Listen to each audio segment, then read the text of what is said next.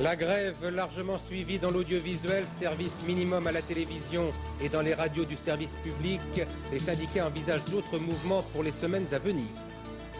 5 ouvriers irradiés au centre nucléaire de La Hague, leurs jours ne sont pas en danger, mais ce nouvel incident souligne les risques de l'industrie nucléaire en France et ailleurs. Un référendum l'année prochaine en Nouvelle-Calédonie et une réforme transitoire qui met fin au statut Pisani, François Mitterrand émet de sérieuses réserves. Les jeunes agriculteurs noyés sous les dettes, ils sont réunis pour 2 jours en congrès, attendant un geste de François Guillaume. Nous sommes le mercredi 21 mai. Les otages français détenus au Liban, Marcel Carton, Marcel Fontaine, Michel Seurat, Jean-Paul Kaufmann et l'équipe d'Antenne 2, Philippe Rochaud, Georges Janssen, Aurel Cornéa, Jean-Louis Normandin, de même que Camille Sontag, n'ont toujours pas été libérés. Il y aura demain tout juste un an, une longue année que Jean-Paul Kaufmann et Michel Seurat ont été enlevés. Demain, justement, un rassemblement silencieux est prévu place du Trocadéro à Paris. C'est à 18 h et vous pouvez à cette occasion marquer votre solidarité avec les otages français du Liban. Mesdames, Messieurs, bonsoir. Les télévisions et les radios du service public en grève depuis hier minuit, vous l'avez noté tout au long de cette journée, en retrouvant des mires ou de la musique à la place de vos programmes habituels. C'est la première grève générale dans l'audiovisuel depuis 3 ans, à l'appel de la CGT, de la CFDT et du SNJ, pour protester contre le projet de privatisation du gouvernement. Ce journal est d'ailleurs réalisé par des techniciens et des journalistes requis ou non grévistes. Le point marquant de cette journée, eh bien, c'était la manifestation qui a réuni plusieurs milliers de personnes tout à l'heure entre la Tour Eiffel et l'hôtel Matignon. Compte rendu, Jean-Marc Dubois. Voilà ce que vous, téléspectateurs, avez pu voir aujourd'hui sur les 3 chaînes de télévision La Mire. De l'autre côté du petit écran, ceux qui font la télévision étaient à 14 h sous la Tour Eiffel. Plus de 5000 salariés des radios et télévisions réunis à l'appel de la CFDT, CGT, SNJ et CGC. La première fois je fais grève parce que je pense que c'est nécessaire, qu'il faut conserver le service public pour tout le monde. Pour vous, la situation est grave? Extrêmement grave. La télé, au public et au placard. Il y avait ceux des radios et télévisions, ceux de la politique, mais aussi des téléspectateurs. Il y a des super programmes à la télé. Déjà, rien que pour les jeunes et pour les grandes personnes, il y a pour tout le monde. On a un poste, on paye la redevance. Et je vois pas pourquoi on change comme ça. Si on veut des privés, il y en a, il y a la 5, il y a la 6, qu'on en fasse d'autres, mais celles-ci qui sont à nous, qu'elles restent à nous. Pour tout le monde, un seul mot d'ordre, la défense du service public. Pas de privatisation de TF1, pas de démantèlement du reste du service public, pas de destruction du patrimoine national. Ça, c'est une grève aujourd'hui, demain? Demain, comme on l'a annoncé tout à l'heure, il y aura le 7 juin, déjà un grand rassemblement, quelque chose d'important, et probablement du personnel, et probablement associé, coordonné avec d'autres. C'est un grand mouvement d'opinion pour le service public. Pendant ce temps-là, dans les sociétés de radios et télévisions, service minimum à TF1, un symbole de la privatisation, la grève est largement suivie, notamment par les personnels techniques. Mais il y a des non-grévistes, car FO et la CFTC ne participent pas au mouvement, considérant la grève comme politique. À Antenne 2 et FR3, le mouvement a aussi été très largement suivi. Dans ces 2 sociétés, comme à TF1, on attend maintenant que le gouvernement précise les dispositions de son projet de loi sur le service public. Du projet audiovisuel du gouvernement et surtout de la privatisation de TF1, il en était également très largement question cet après-midi à l'Assemblée nationale. Les députés participaient à l'exercice hebdomadaire des questions d'actualité. L'essentiel des questions portait sur ce sujet dans les bancs socialistes en tout cas. Écoutez messieurs, si vous voulez bien ne pas faire de provocation les uns ou les autres, je vous assure que l'Assemblée mérite mieux que ça. C'est dans cette atmosphère que se sont succédées les 4 questions posées par les socialistes sur la privatisation de TF1 et un peu plus tard celle du Front National qui demandait de faire tomber des têtes. C'est Roland Dumas qui, là encore, ouvrait le premier le feu. Vous voulez, disait-il, privatiser par idéologie. Pouvez-vous nous citer un seul argument de nature à convaincre les Français du bien fondé de ce projet?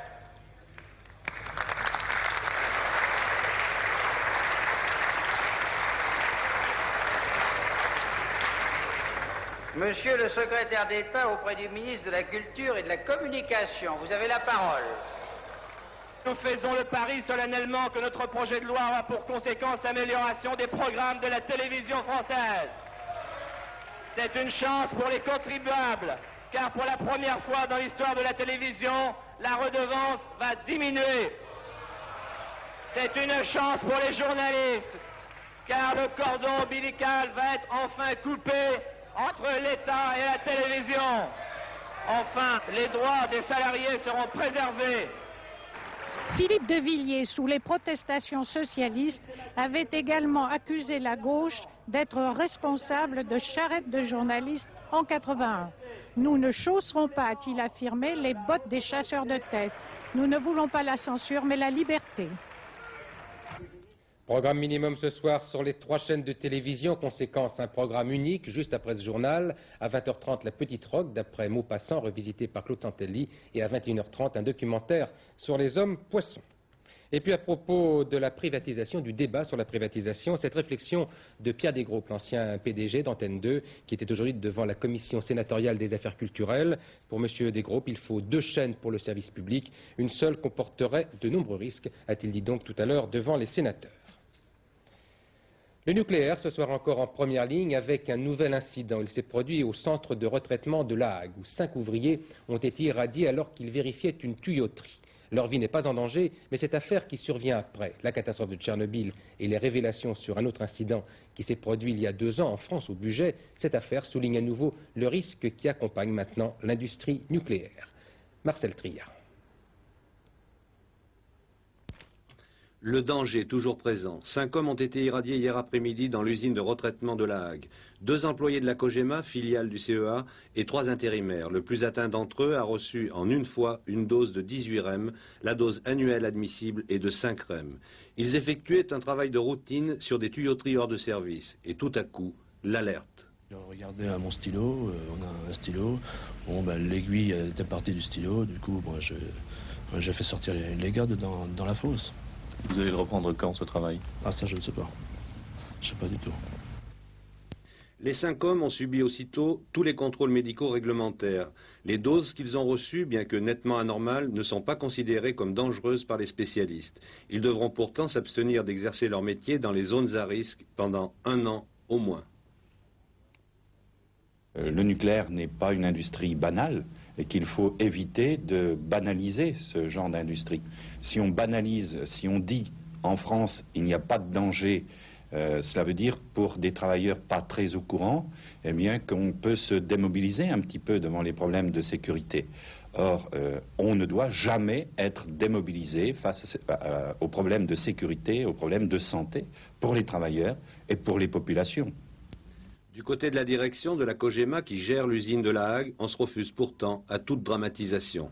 Selon toute probabilité, ceci n'aura aucun effet sur leur santé. Ceci étant, un tel incident, pour nous à La Hague, est tout à fait anormal.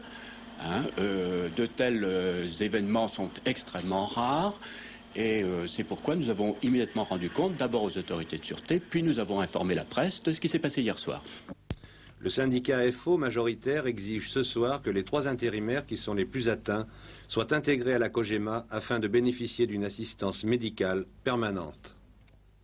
Un incident qui semble donc mineur, mais qui donne tout de même à réfléchir, tout comme celui de la centrale du Bugey. C'était il y a 2 ans, et c'est notre confrère Le Canard Enchaîné qui en parle aujourd'hui, ajoutant qu'on était passé à un cheveu de la catastrophe. Alors sur les conditions de cet incident, de cet accident, dont on avait fort peu parlé à l'époque, voici le commentaire de Philippe Dumez. Il s'en est fallu de très peu dans la nuit du 13 au 14 avril 84 pour que le réacteur numéro 5 de la centrale de Bugey ne devienne complètement incontrôlable. C'est ce qu'affirme notre confrère Le Canard Enchaîné, se basant sur un rapport du CEA, signalant entre autres qu'un simple mauvais fonctionnement d'un groupe diesel avait entraîné l'incident le plus grave de l'histoire du nucléaire français. Que s'est-il passé exactement? Les techniciens de la salle de contrôle ont vu s'allumer un signal d'alarme indiquant une chute de tension électrique. Rien de grave en apparence, si ce n'est que 3 heures plus tard, une nouvelle chute de tension a provoqué l'arrêt automatique du réacteur. Mais un réacteur nucléaire ne s'arrête pas en 1 minute. Il faut continuer à le refroidir sous peine de catastrophe. Pour cela, on continue à faire tourner les pompes ici en vert avec des groupes électrogènes de secours. Cette nuit-là, le premier groupe a refusé de démarrer. Heureusement, le deuxième est bien parti et tout a pu rentrer dans l'ordre. Il y a un événement anormal pour la sûreté et nous considérons que nous avons toujours considéré que c'était un des incidents importants qui était survenu sur une centrale française. Ça vous sert, ce genre d'incident? Ça nous sert de deux manières. D'abord, pour prévenir le renouvellement sur toutes les tranches, donc on a fait des modifications. Et deuxièmement, ça a appelé notre attention sur l'importance de ces alimentations électriques et depuis, on a installé sur les sites des possibilités, d'une part, avec des turbines à gaz, d'avoir une alimentation électrique indépendante, et d'autre part, profitant de ce que sur un site EDF, il y a plusieurs unités, de pouvoir se brancher dans un cas pareil sur les autres unités du même site. C'est sans doute pour éviter d'être accusé de cacher la vérité qu'EDF accepte aujourd'hui de parler de cet incident qui était passé presque inaperçu. Oui, le ministre de l'Industrie, Alain Madelin, relève que cet incident avait été rendu public à l'époque dans des revues spécialisées. Il ajoute qu'il souhaite qu'il n'y ait pas de psychose en France autour du nucléaire. Reste que Tchernobyl, le budget puis la Hague, cela fait quand même beaucoup en quelques semaines, si bien que sans remettre en cause le programme électronucléaire français, le président d'EDF convient qu'il y a de quoi réfléchir. Il tenait aujourd'hui une conférence de presse pour annoncer un grand congrès sur l'énergie. Ce sera au mois d'octobre prochain. Philippe Sassier assistait à cette conférence. Un accident aussi grave que celui de Tchernobyl ne peut pas ne pas faire réfléchir. Et nous sommes tous donc amenés à réfléchir aux conséquences qu'il faut en tirer. Certains pays, on le voit d'ores et déjà, en ont tiré actuellement la conclusion qu'il fallait remettre en cause leur programme énergétique et leur programme nucléaire notamment. C'est ce qu'on croit comprendre dans certains pays voisins.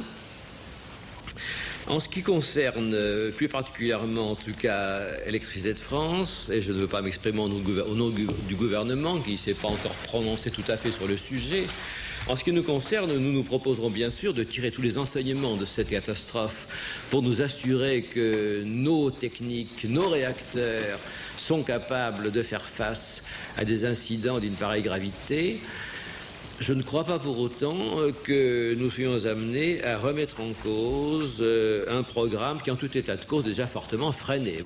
Il faut savoir que le programme nucléaire français a déjà beaucoup ralenti depuis 1981 puisqu'on est passé de 4 tranches annuelles à une seule tranche aujourd'hui. Le Conseil des ministres de ce mercredi a adopté un projet de loi sur la Nouvelle-Calédonie. Il tient en 2 termes. Un référendum sera organisé dans 1 an et d'ici là, un statut provisoire remplacera les dispositions mises en place par Edgar Pisani. Voici la comparaison des 2 statuts, l'ancien et le nouveau, avec Serge Misseret. Principal changement, le référendum. Il devait intervenir avant le 31 décembre 1987. Les Calédoniens avaient à choisir pour ou contre l'indépendance association avec la France. Le projet Ponce prévoit une consultation 1 an au maximum après le vote de la loi, c'est-à-dire à la mi-87. La question sera, voulez-vous, oui ou non, rester au sein de la République française? Les pouvoirs du haut-commissaire, déjà importants sous la loi Pisani, seront encore renforcés. Le haut-commissaire exercera de plus une tutelle sur le budget des régions. Le foncier. Le projet Pisani prévoyait un office foncier ayant pouvoir de distribuer ou redistribuer la terre au Kanak. Ce projet est aboli. Les compétences de l'office foncier seront transférées à un établissement public territorial. Découpage. Pour l'immédiat, le découpage des régions élaboré par la loi Pisani est conservé en l'état. En revanche, les pouvoirs des régions sont modifiés. Bien que le projet Ponce se défende d'en faire des coquilles vides, il leur retire l'essentiel de leurs prérogatives, notamment en ce qui concerne l'économie et le social. À cet égard, le président de la République vient de lancer un avertissement au gouvernement. Il y a là matière à examen par le Conseil constitutionnel, a-t-il dit. Et de son côté, François Mitterrand a émis de fortes réserves sur ce projet. Il a exprimé sa profonde inquiétude, évoqué le risque que le texte gouvernemental ne ravive les tensions. Il l'a dit au Conseil des ministres et il l'a fait savoir juste après ce Conseil. Et puis, à ce même Conseil des ministres, la décision a été prise de fixer au dimanche 28 septembre les prochaines élections sénatoriales. Les suites de l'accrochage hier soir entre Charles Pasqua et les députés socialistes, et cela nous ramène à l'Assemblée nationale, où l'on parlait beaucoup aujourd'hui de cette affaire. Aujourd'hui encore donc, je vous rappelle rapidement les faits. Présentant son projet de loi sur la réforme électorale, le ministre de l'Intérieur, M. Pasqua, s'en est pris au milieu d'un beau chahut aux socialistes. Il s'agissait de la période de la résistance et la phrase de M. Pasqua fut celle-ci: « Je suis de ceux qui ont participé à l'histoire pendant que vos amis se couchaient devant l'occupant », a-t-il lancé en direction des bancs socialistes. Émotion, colère, invective, et les députés du PS ont alors quitté l'hémicycle. On reparlait donc de cette affaire à la demande de Roland Dumas. Jacques Chirac lui a répondu. D'après lui, M. Pasqua s'était cru lui-même injurié avant de lancer cette phrase. C'est ce qui aurait expliqué ce langage. Tout de suite dans les réactions. N'a jamais prétendu que la résistance nous appartenait. Elle est en effet l'héritage indivis de la nation.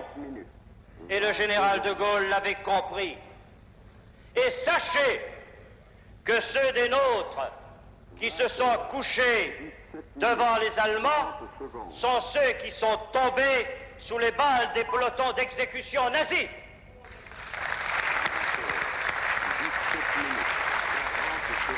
Comprenez dès lors, Monsieur le Premier ministre, que l'insulte faite à leur mémoire comme à leur honneur puisse être intolérable.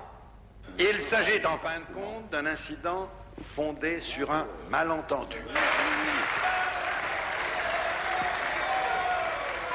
Messieurs, nul ne peut se prévaloir du monopole de la résistance.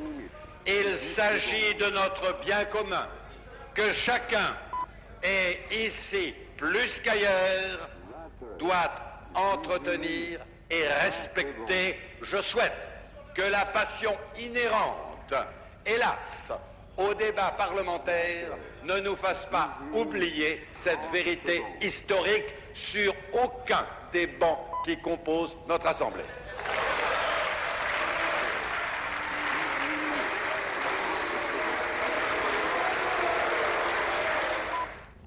Voilà, j'ajoute que pour les socialistes, pour les élus socialistes, eh bien, cette affaire, cet incident Pasqua n'est pas clos. Ils l'ont fait savoir tout à l'heure au bureau de l'Assemblée nationale. Edmond Maire pique le gouvernement. De son côté, il estime dans une interview au Monde que sa fiabilité et sa crédibilité, donc celle du gouvernement, sont remises en cause après une virevolte sur le problème de l'autorisation administrative de licenciement. Et puis, M. Balladur, le ministre de l'économie, des finances et de la privatisation, a annoncé tout à l'heure au Sénat qu'il allait créer dans les jours qui viennent une commission des sages qui sera consultée sur l'évaluation des entreprises à privatiser, sur les conditions de leur vente sur le marché financier. C'est tout à fait d'actualité. Cette commission comprendra des personnalités de tous horizons, notamment des magistrats, des représentants de l'ordre judiciaire et administratif et des experts du droit des affaires, de même que des responsables d'entreprises bancaires et industrielles. Les jeunes agriculteurs du CNJA sont réunis en congrès à Montauban. Ce sont des travaux qui devaient être conclus demain par Jacques Chirac. Mais compte tenu du débat de censure au Palais Bourbon, M. Chirac ne viendra pas. Et c'est donc François Guillaume qui planchera seul avec un sujet très sensible, celui de l'endettement des jeunes agriculteurs. C'est le problème numéro 1 et le ministre de l'Agriculture pourrait annoncer demain une baisse des taux d'intérêt justement pour ces agriculteurs. C'est une mesure réclamée depuis bien longtemps par les jeunes qui ne parviennent plus à s'en sortir, comme le montre maintenant le reportage de Maryse Manot et de Gilbert Uzan. Je m'appelle Yves Marou, j'ai 24 ans et je suis installé depuis le 1er janvier 1986. J'ai eu la possibilité et la chance de trouver de la terre à acheter car j'ai quitté l'école à l'âge de 19 ans et depuis ce jour-là, il m'était impossible de trouver de la terre, donc impossible de m'installer. Je suis bien endetté comme la plupart des jeunes agriculteurs. J'ai environ 600 000 francs d'emprunt, ce qui me fait une annuité de 90 000 francs en gros. L'endettement, il fait tellement peur aux jeunes agriculteurs qu'ils sont de moins en moins nombreux à s'installer, 15% de moins l'an dernier. Ils sont pourtant aidés au départ. Une dotation à l'installation, 52 000 francs, et des prêts à taux réduits. Yves Marou a emprunté à 9% pour acheter sa terre, mais cet avantage ne dure qu'un temps limité. À ses yeux, le financement de l'installation est inadapté. Actuellement, je suis endetté jusqu'à l'âge de 50 ans et je n'ai droit qu'à des prêts bonifiés que pendant 8 ans, ce qui est totalement dérisoire parce que ce n'est pas suffisant. Je revendique avec mes camarades un élargissement de cette durée. En quelques années, l'agriculture est devenue une industrie lourde, dévoreuse de capitaux. Témoin, le père d'Yves, installé il y a 30 ans, est aujourd'hui associé à son fils. La plus grande différence, c'est que nous avons démarré sans emprunt, nous avons continué à travailler pendant 15 à 20 ans sans emprunt et que maintenant, le jeune d'aujourd'hui est couvert d'emprunts, il ne peut rien faire sans emprunter. Ça vous paraît plus difficile donc aujourd'hui qu'hier? Oh, beaucoup plus. Si on pouvait le comparer, il y a une différence entre la nuit et le jour. Le fils aujourd'hui ne gagne pas le SMIG et sans la récolte des anciens vergers du père, il aurait du mal à rembourser 7 000 francs par mois puisqu'il vient à peine de planter ses propres arbres. Et puis, il y a le salaire de comptable de sa femme qui travaille à la ville.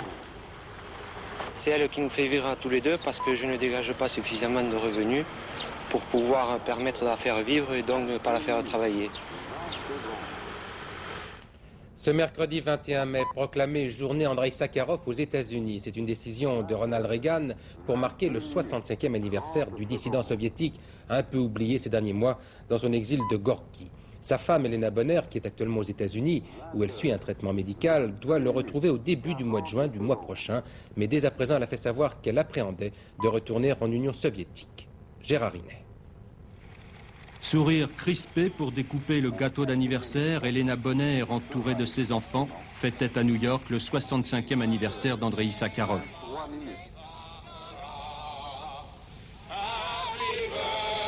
Au cours de cette soirée, la femme du prix Nobel, qui doit rentrer en Union soviétique samedi, a fait part de ses inquiétudes quant à son retour à Moscou. Elle craint à nouveau que tout contact soit coupé entre elle et son mari. Il y a un an, toute communication avec Gorky, où est exilé Andreï Sakharov, était interdite et son courrier lui parvenait de façon curieusement sélective. Elena Bonner avait obtenu des autorités soviétiques un visa de sortie en décembre dernier pour subir des traitements médicaux en Italie et aux États-Unis, après que son mari ait entamé 2 grèves de la faim.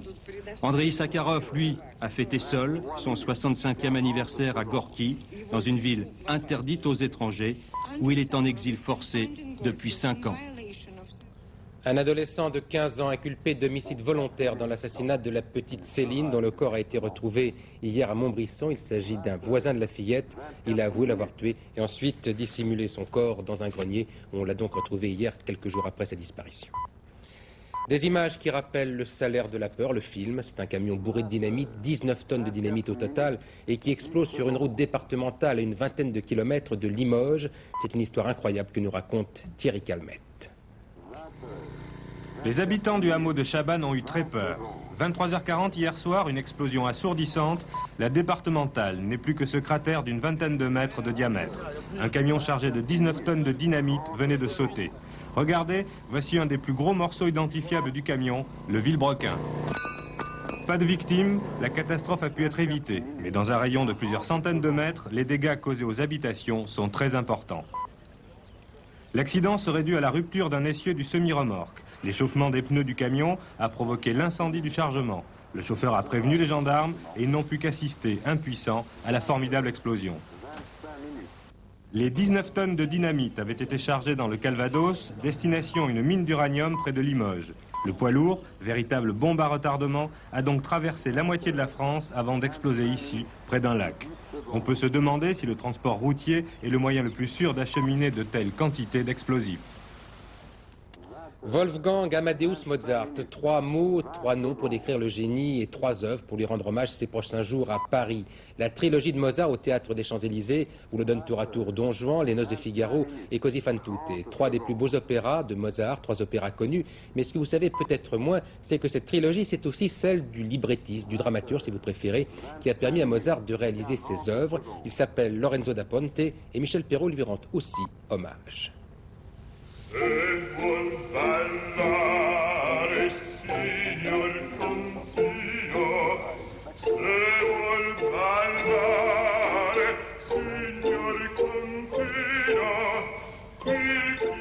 Sur ces mesures, il y a tout juste 2 siècles, dans l'ombre de Mozart, un bien curieux personnage se profilait. Lorenzo da Ponte, prêtre, mais aussi poète, joueur, libertin, ami de Casanova. Poursuivi par les créanciers et les maris jaloux, sa vie est un vrai roman d'aventure. Da Ponte avait une idée de lui-même qui n'était pas du tout réelle. Da Ponte, c'était à la fois un grand illuminé et un escroc, un langage vulgaire.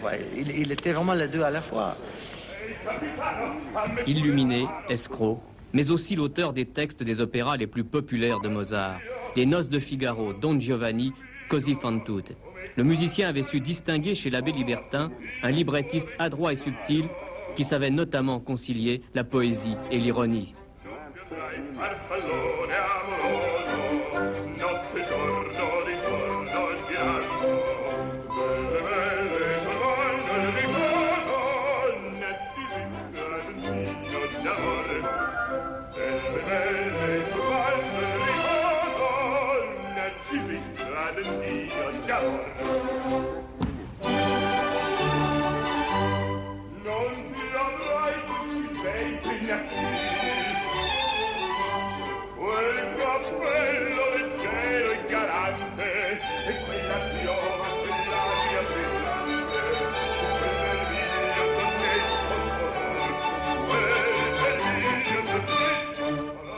Da Ponte a bien évidemment faire sortir en lui tout à côté, et sortir et développer en lui tout ce côté dramatique qui est si fascinant dans la musique de Mozart et dans ses opéras en particulier.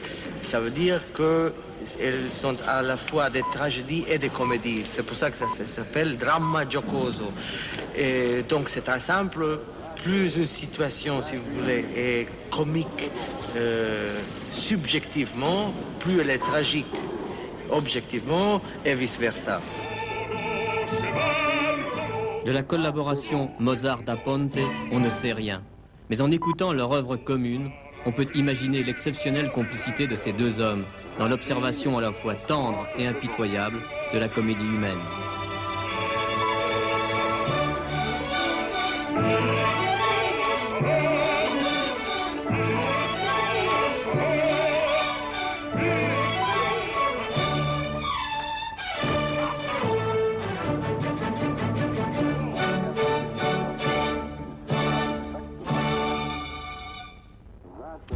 En sport, un premier test ce soir pour l'équipe de France de football au Mexique. Elle affronte en ce moment, en 3 mi-temps de 30 minutes, les espoirs du Guatemala. Elle disputera encore 2 matchs amicaux avant le premier match officiel face au Canada. Ce sera, vous le savez, le 1er juin.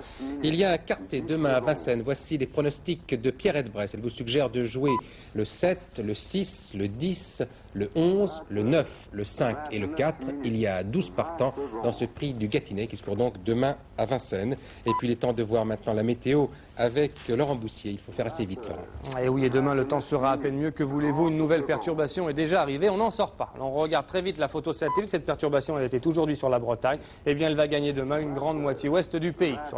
Sur la carte du temps prévu pour demain, de nouveau des nuages, mais du beau temps quand même sur tout le sud du pays. Sur la Méditerranée, très beau, et de l'Aquitaine au Massif central et au nord-est, un temps relativement ensoleillé. C'est sur le reste du pays où ça va un peu moins bien, où le ciel sera plus nuageux, avec quelques ondées, mais quand même de belles éclaircies. Côté température, eh bien, elles sont à peu près stationnaires, de 15 à 23 degrés sur la moitié nord, et de 20 jusqu'à 28 degrés sur la moitié sud. Pas de problème. On termine rapidement avec notre agenda. Demain sera le jeudi 22 mai. Le soleil se lèvera à 6h03, se couchera à 21h33. 3 minutes de soleil en plus, et nous fêterons les Émiles. Voilà, pas de dernier journal puisque nous sommes en programme minimum. Premier rendez-vous demain, Télématin 6h45. Et à 20h, vous retrouverez Claude Sérine. Très bonne fin de semaine.